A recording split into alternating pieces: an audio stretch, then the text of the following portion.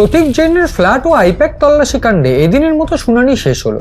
প্রথম দিনের শুনানির পর অন্তর্বর্তী নির্দেশ ঘোষণার সময় সুপ্রিম কোর্ট স্পষ্ট করে জানিয়ে দিল, কেন্দ্রীয় তদন্তকারী সংস্থার কাজে রাজ্য প্রশাসনের হস্তক্ষেপের অভিযোগ শুধু একটি বিচ্ছিন্ন ঘটনা নয়, বরং বৃহত্তর আইনি ও সাংবিধানিক প্রশ্নের জন্ম দিচ্ছে।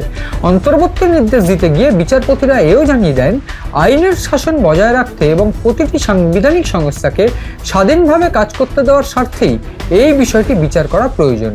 বিচারপতি জে মিস্টার কথায়, এখনকার দিনে সবাই সবকিছু জানতে পারে। এই মামলা 10 মিনিট শুনেই রায় ঘোষণা করতে পারতাম, কিন্তু এত সওয়াল জবাব হলো যে সুপ্রিম কোর্ট সবটাই রেকর্ডে রাখতে চায়।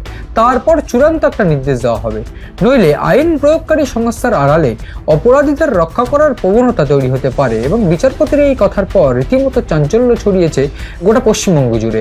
তাৎপর্যপূর্ণ হলো, ইডি বারবার দাবি করা সত্ত্বেও রাজ্য পুলিশের ডিজি রাজীব কুমার বা কলকাতার পুলিশ কমিশনার মনোজ ভার্মার বিরুদ্ধে কোনো নির্দেশ এদিন দেয়নি সর্বোচ্চ আদালত। কয়লা পাচার মামলার সূত্রেই আইপ্যাকে তল্লাশি এবং এই তল্লাশি কাণ্ডে আদালতের সলিসিটর জেনারেল তুষার মেহতা জানান, 2020 সাল থেকে প্রায় 2742 কোটি টাকার কয়লা পাচার কেলেঙ্কারি তদন্ত করছে এনফোর্সমেন্ট ডিরেক্টরেট বা ইডি।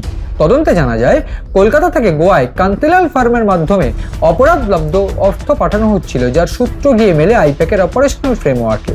এই তথ্যের ভিত্তিতেই 8 জানুয়ারি প্রতীক জৈনের বাসভবন সহ একাধিক জায়গায় তল্লাশি চালাতে অনুমতি নিয়ে পৌঁছন ইডি আধিকারিকরা। সেই সময় কলকাতা পুলিশের ডেপুটি কমিশনার ও পরে স্বয়ং পশ্চিমবঙ্গের মুখ্যমন্ত্রী মমতা বন্দ্যোপাধ্যায় সেখানে ঢুকে পড়েন। তদন্তে বাধার একটি প্যাটার্ন সলিসিটর জেনারেলের বক্তব্য অনুযায়ী পাওয়া যায় এবং তার বক্তব্য অনুযায়ী মুখ্যমন্ত্রীকে অনুরোধ করা সত্ত্বেও তিনি তল্লাশিতে হস্তক্ষেপ করেন। ইডির দাবি, অতীতেও সিবিআই তদন্তের সময় একই ধরনের ঘটনা ঘটেছিল, যা কেন্দ্রীয় সংস্থার কাজে হস্তক্ষেপের একটি প্যাটার্ন তৈরি করছে। ইডির আরও অভিযোগ, তল্লাশির সময় সংগ্রহিত কিছু সামগ্রী বেআইনিভাবে নিয়ে যাওয়া হয় এবং পরে রাজ্য পুলিশের তরফে ইডি অফিসারদের বিরুদ্ধে এফআইআর দায়ের করা হয়। এই পরিস্থিতিতে বৃহৎ আর্থিক কেলেঙ্কারির তদন্ত চালানো অত্যন্ত কঠিন হয়ে পড়ছে বলে আদালতকে জানানো হয় বা আদালতকে জানান ইডির পক্ষের আইনজীবী সিকবাল ও সিংভির পাল্টা যুক্তি, অর্থাৎ রাজ্যের আইনজীবীদের পাল্টা যুক্তি। মুখ্যমন্ত্রী রাজ্য সরকারের পক্ষে সওয়াল করে সিনিয়র আইনজীবী কপিল সিব্বাল ও অভিষেক মনু সিংভি বলেন, এই মামলাগুলি গ্রহণযোগ্য নয়। বিষয়টি ইতিমধ্যেই হাইকোর্টে বিচারাধীন, তাই সুপ্রিম কোর্টে নতুন করে শুনানির প্রয়োজন নেই। সিব্বালের দাবি, পঞ্চনামা অনুযায়ী তল্লাশিতে গুরুত্বপূর্ণ বা বেআইনি সামগ্রী উদ্ধার হয়নি। তার বক্তব্য, মুখ্যমন্ত্রী সেখানে গিয়েছিলেন তৃণমূল কংগ্রেসের চেয়ারম্যান হিসেবে, কারণ প্রতীক জৈন দলের নির্বাচনী কাজের দায়িত্ব ছিলেন।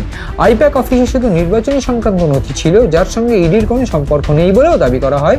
অন্যদিকে সিংভি বলেন, মুখ্যমন্ত্রী Z+ নিরাপত্তা পান, তাই তার সঙ্গে ডিজিপির যাওয়া অত্যন্ত বাধ্যতামূলক ছিল। আদালতের গুরুত্বপূর্ণ পর্যবেক্ষণ। তারপরেই আদালত বলেন, সব পক্ষের বক্তব্য শোনার পর বিচারপতিরা জানান, এই মামলায় কেন্দ্রীয় তদন্তে রাজ্য সংস্থার হস্তক্ষেপ অত্যন্ত গুরুতর প্রশ্ন তুলছে। আদালতের পরিষ্কার করে পর্যবেক্ষণ, আইনের শাসন বজায় রাখা এবং প্রতিটি সংস্থাকে স্বাধীনভাবে কাজ করতে দেওয়ার জন্য এই বিষয়টি অত্যন্ত স্ক্রুটিনি করা প্রয়োজন, গুরুত্বপূর্ণভাবে অন্তত, নচেত আইন প্রয়োগকারী সংস্থার আড়ালে অপরাধীদের রক্ষা করার প্রবণতা তৈরি হতে পারে, যেমন পুলিশের বিরুদ্ধে অভিযোগ তোলা হচ্ছে। বিচারপতিরা আরও বলেন, কেন্দ্রীয় সংস্থার কোনো অধিকার নেই রাজনৈতিক দলের নির্বাচনী কাজে হস্তক্ষেপ করার, কিন্তু একই সঙ্গে প্রশ্ন তোলেন, যদি কোনো কেন্দ্রীয় সংস্থা সৎ উদ্দেশ্যে গুরুতর অপরাধের তদন্ত করে, তবে কি দলীয় কাজের অজুহাতে তাদের কাজ আটকে দেওয়া যায়? অন্তর্বর্তী নির্দেশ। এই প্রেক্ষিতে সুপ্রিম কোর্ট নির্দেশ দেয়, এই মামলায় সংশ্লিষ্ট সব পক্ষকে নোটিশ দেওয়া হবে। 2 সপ্তাহের মধ্যে কাউন্টার হলফনামা জমা দিতে হবে রাজ্য সরকারকে। তাছাড়া 8 জানুয়ারি যে 2টি জায়গায় তল্লাশি হয়েছিল, সেখানকার সিসিটিভি ফুটেজ স্টোরেজ ডিভাইস সংরক্ষণ করতে হবে। পরবর্তী শুনানি পর্যন্ত ইডি অফিসারদের বিরুদ্ধে চলতি সমস্ত পুলিশ তদন্ত স্থগিত থাকবে। এদিন অন্তর্বর্তী রায় ঘোষণার পরেও বিচারপতির উদ্দেশ্যে সলিসিটর জেনারেল বারবার করে বলেন, পুলিশ কমিশনার ও ডিজিপির বিরুদ্ধে কিছুতে ব্যবস্থা করার নির্দেশ দিন, কিন্তু শীর্ষ আদালত তাদের সম্মত হয়নি। ফলে শীর্ষ আদালতের অন্তর্বর্তী রায়ে এটা পরিষ্কার হয়ে যাচ্ছে যে এই মুহূর্তে দাঁড়িয়ে সুপ্রিম কোর্ট এই বিষয়টাকে কিন্তু অত্যন্ত গুরুত্বপূর্ণভাবে দেখছে। অন্তত এই ডিজিপি বা অন্যান্য পুলিশ কমিশনার যাওয়া, সেটাকে যদি কোনোভাবেও লাঘব করে দেখা হলেও, কিন্তু কেন আইপ্যাকের মতন একটা সংস্থায় তদন্ত, সেই সংস্থা এত গুরুত্বপূর্ণ একটা কয়লা পাচারকারী টাকা ঢুকছে, সেই তদন্ত করতে গিয়ে ইডি বাধার মুখে পড়বে এবং সেটা বাধা দেবে স্বয়ং মুখ্যমন্ত্রী, সেখান থেকে ফাইল নিয়ে চলে আসবেন। এইরকম বেশ কয়েকটি টার্ম যে ইউজ করা হয়েছে ইডির তরফ থেকে, এবং সেক্ষেত্রে কলকাতা পুলিশ কমিশনারের বিরুদ্ধে এবং রীতিমতো ডিজিপির বিরুদ্ধে যে অভিযোগ, সেই সমস্ত অভিযোগের ভিত্তিতে সুপ্রিম কোর্টের যে রায় এবং ইডির বিরুদ্ধে যে মামলা করা নিয়ে সুপ্রিম কোর্টের যে স্টে, সেই সমস্ত কিছু কিন্তু প্রমাণ করে দিচ্ছে যে সুপ্রিম কোর্টে কিন্তু একটা বড়সড় ধাক্কা খেতে চলেছে রাজ্য সরকার এবং রাজ্য সরকারের প্রশাসন।